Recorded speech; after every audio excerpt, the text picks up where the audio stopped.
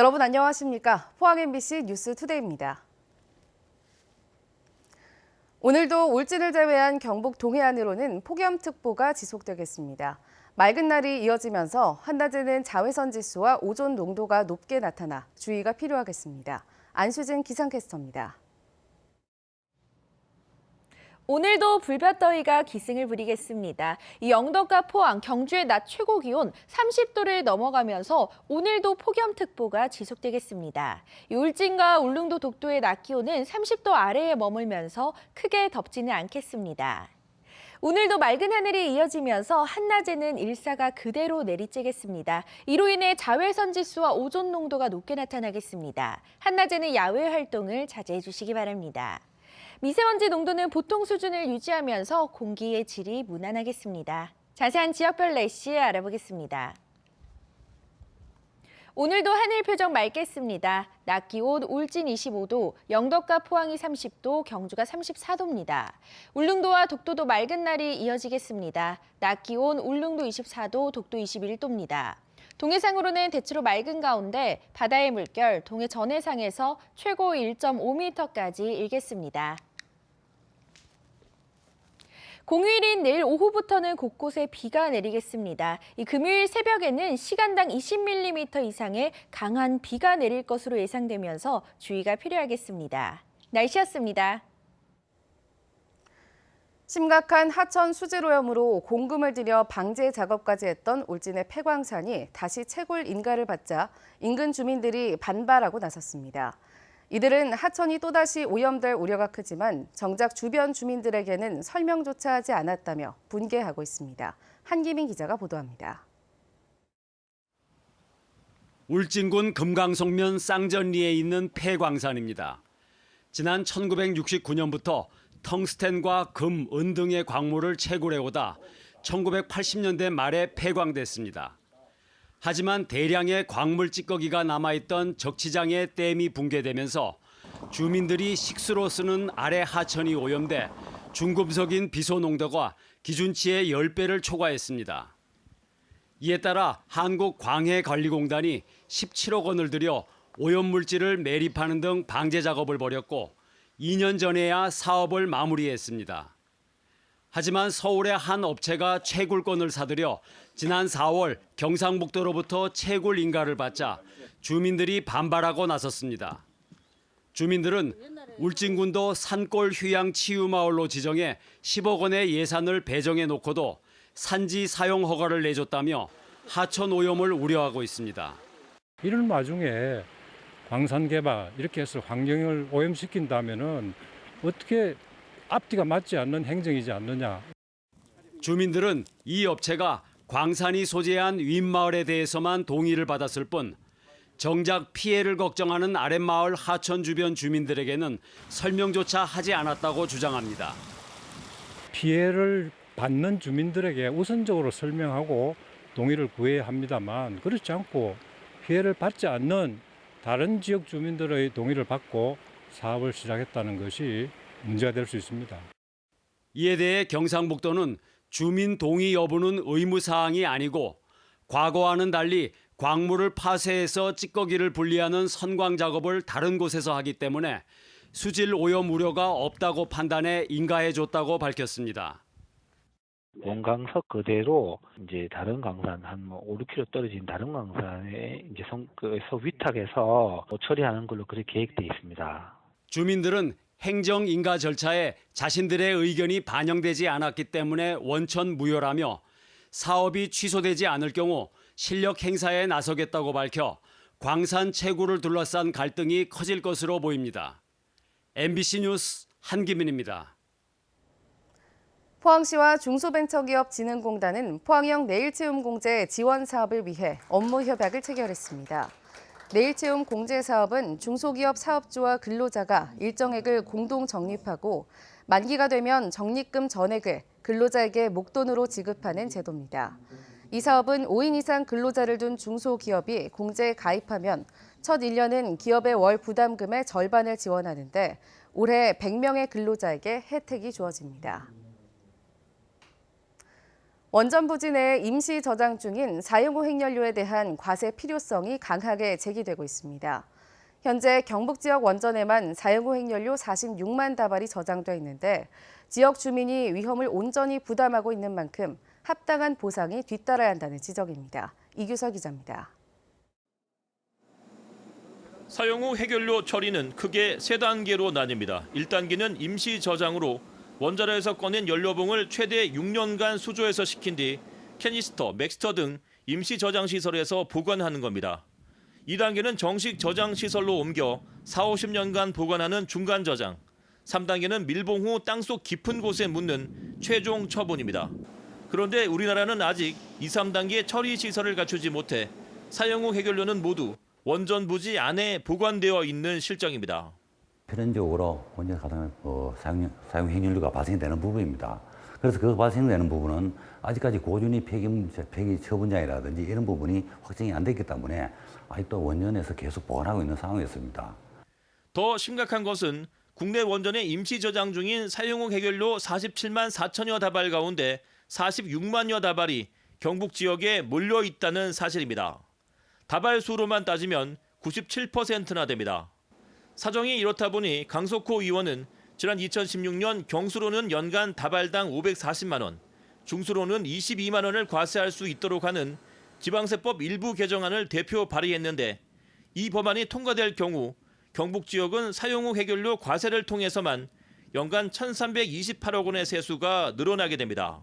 지역 주민이 위험을 온전히 부담하고 있는 만큼 지방세법을 개정을 해서 위험 해소 비용으로 사용할 수 있도록 지방세법을 개정할 필요가 있습니다.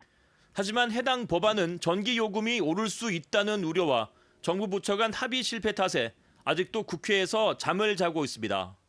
한편 경북 등 원전 소재 10개 지자체는 최근 지방세법 개정안의 국회 통과를 촉구하는 건의문을 발표하는 등 사용 후 핵연료 과세의 법적 근거를 마련하기 위해 힘을 모으고 있어 그 결과가 주목됩니다. MBC 뉴스 이규설입니다. 포항 지역 130개 초중고등학교 5만 5천여 명의 학생들에게 지진 방제 물품을 보급합니다. 지진 방제 물품은 안전모와 방제 패드, 생존 가방 등 지진 발생 시 안전하게 대처할 수 있는 용품으로 구성됐습니다. 또 어린이집과 유치원 590여 곳에는 방제 모자를 보급하고 찾아가는 대피 훈련과 안전 교육을 실시하고 있습니다. 타워크레인 노동자가 전국적으로 총파업을 시작했는데 대구 경북에서도 타워크레인의 가동이 중단됐습니다. 고층 건물 건설 현장에 비상이 걸렸습니다. 손은민 기자입니다. 대구 달서구에 있는 아파트 건설 현장 타워 크레인이 멈췄습니다. 불법 소형 크레인 규격 제정하라는 현수막 뒤로 아슬아슬하게 사람이 서 있습니다. 대구와 경북에서도 민주노총과 한국노총 타워 크레인 노동자들이 무기한 파업을 시작했습니다. 건설 현장 30여 곳에 있는 타워 크레인 80여 대가 가동을 중단했습니다. 노조원들은 적게는 15층, 많게는 40층 높이에 올라 고공농성을 벌이고 있습니다. 배가 고프고 지금 안에서도 덥고 나와도 햇빛 때문에 덥고 지금 화장실 문제도 그렇고 지금 라면으로 지금 계속 버티고 있는데. 양대 노총은 건설 현장에서 무분별하게 사용하는 소형 타워 크레인을 규제하라고 요구하고 있습니다. 30층 그 이상의 높이도 대형 크레인이 들어가야 되는 이런 장소에도 소형 크레인이 운전실만 떼고 다 들어가는 정말 위험천만한 상황이고 실질적으로 이런 것들이 사고로 연결되어지고 있습니다. 리모컨으로 원격 조종하는 소형 타워 크레인은 불법으로 개조하는 경우가 많습니다. 20시간 교육만 받으면 누구나 조종할 수 있어 사고 위험이 큰데도 정부가 방치하고 있다고 주장합니다. 노조 측은 임금 7% 인상도 요구하고 있습니다. 건설업계는 파업이 길어질 경우 공사 지연 등 피해가 크다며 파업 중단을 호소합니다. 높은 빌딩 같은 경우 타워 크레인은 없으면 사실 작업이 이제 청소가 올라가기 쉽지 않거든요. 할 수가 없거든요. 지연 배상금 이런 문제도 그렇고 다 건설업체 몫으로 부담으로 다 돌아오죠. 타워 크레인 노동자들은 정부가 소형 타워 크레인에 대한 규제안을 내놓을 때까지 무기한 파업과 고공농성을 이어가기로 했습니다. MBC 뉴스 손은민입니다. 경주시는 지난 4월 초 저온 피해를 입은 14개 읍면 농가를 대상으로 재난지원금 5억 2천여만 원을 지급합니다. 정밀 조사 결과 피해 규모는 사과와 배, 복숭아, 단감 등을 재배하는 360여 농가 177헥타르입니다. 경주시는 국도비와 추경 예산을 확보해 피해 농가를 대상으로 농약 대금과 생계 지원, 경영자금 상환 연기 등을 지원합니다. 과학기술정보통신부가 추진 중인 가속기 기반 신약 개발 사업에 경상북도가 최종 사업자로 선정돼 포항 세포막 단백질 연구소 설립 예산 229억 원을 확보했습니다. 세포막 단백질 연구소는 오는 2023년까지 총 사업비 458억 원을 투입해 포항 융합산업기술지구에 들어설 예정인데 가속기를 활용해 세포막 단백질 구조기능 연구를 수행하는 바이오 신약 개발의 핵심 인프라 사업입니다. 오지가 많은 경북 지역에 최근 소방서 신설이 활발합니다. 3년 이내엔 경북 모든 시군에 소방서가 생길 것으로 예상되는데요. 기존 안전센터에 비해 인력과 장비, 기능이 대폭 보강될 전망입니다. 최보규 기자의 보도입니다.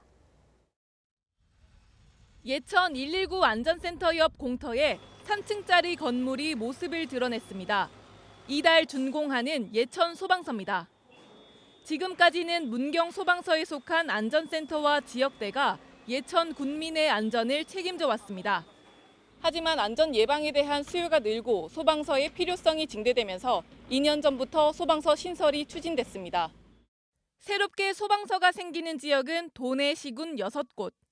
봉화와 청송은 2년 뒤 소방서가 들어서고 울릉과 군위, 영양은 2022년까지 신설됩니다. 3년 이내 도내 모든 시군에 소방서가 생기는데 먼저 인력과 장비가 대폭 보강됩니다. 지역을 전담하는 인력이 지금보다 1.5배가량 늘고 특수 차량과 장비도 배치됩니다. 기능적인 면에서도 사고에 대응하는 수준을 넘어 예방과 소방 교육까지 하게 됩니다. 소방서 등급 기준에 맞춰가지고 화재 진압 장비도 하고 인력도 보강하게 됩니다. 특별조사와 같은 소방 안전 대책을 효과적으로 추진할 수 있게 되고 면적이 넓고 산지가 많은 경북에 새롭게 들어서는 소방서가 제 역할을 해낼지 주목됩니다. MBC 뉴스 최복입니다. 민주노총 경북지역본부는 경북 동부 경영자협회 앞에서 2019 최저임금 투쟁 선포식을 가졌습니다. 민노총은 우리나라 최저임금은 2018년 가족생계비 기준 50%에도 못 미친다며 모든 대선 후보가 약속했던 사회적 약속인 최저임금 10,000원을 이행하라고 요구했습니다. 또 공정거래위원회는 재벌의 불공정 행위를 근절하고 정부는 재벌이 최저임금 인상 비용을 부담하도록 행정 조치를 요구했습니다.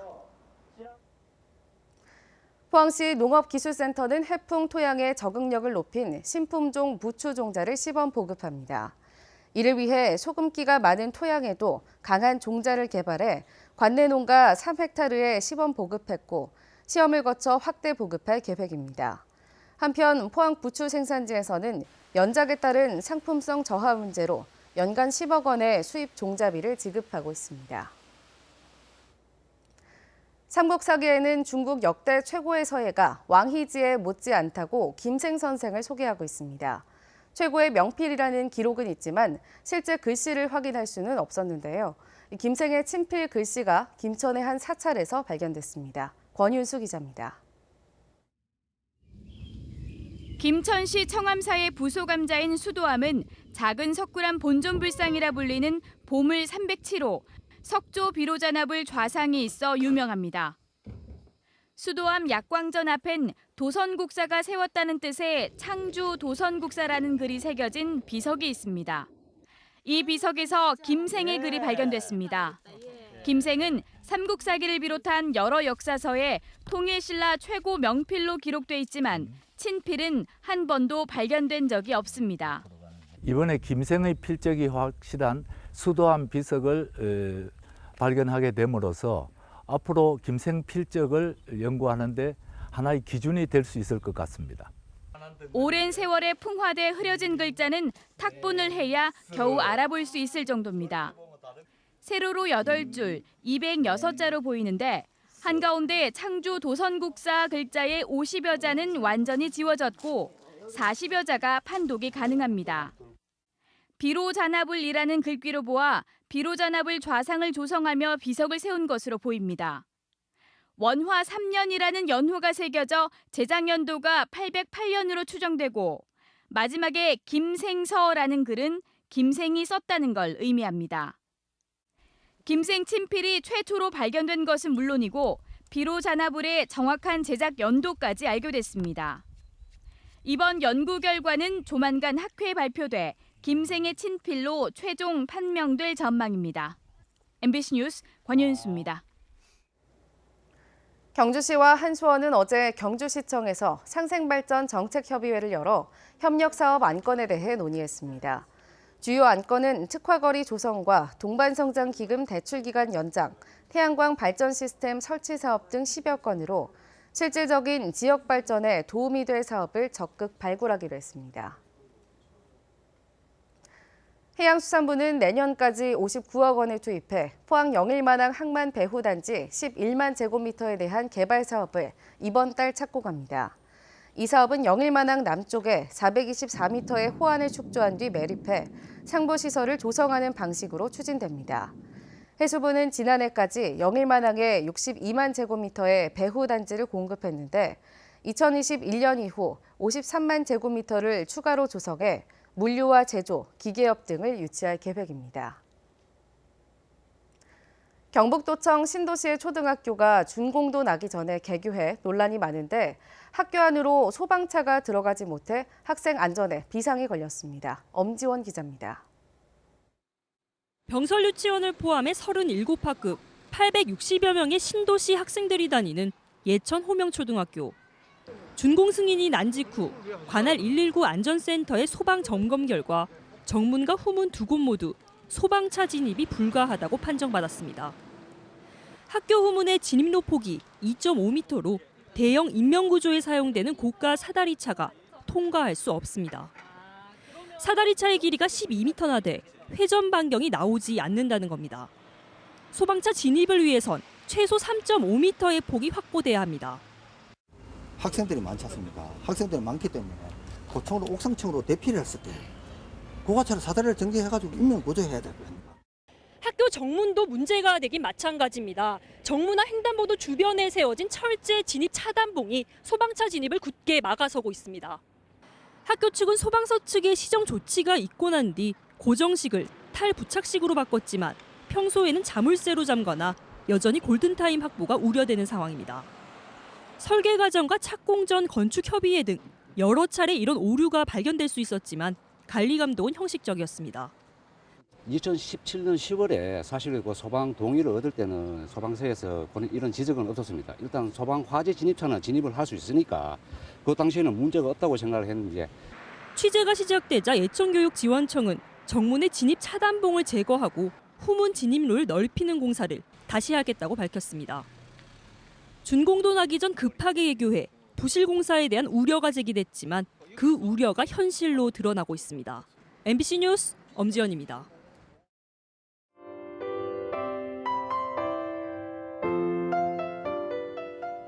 오늘도 불볕더위가 기승을 부리겠습니다. 이 영덕과 포항, 경주의 낮 최고 기온 30도를 넘어가면서 오늘도 폭염특보가 지속되겠습니다. 울진과 울릉도, 독도의 낮 기온은 30도 아래에 머물면서 크게 덥지는 않겠습니다.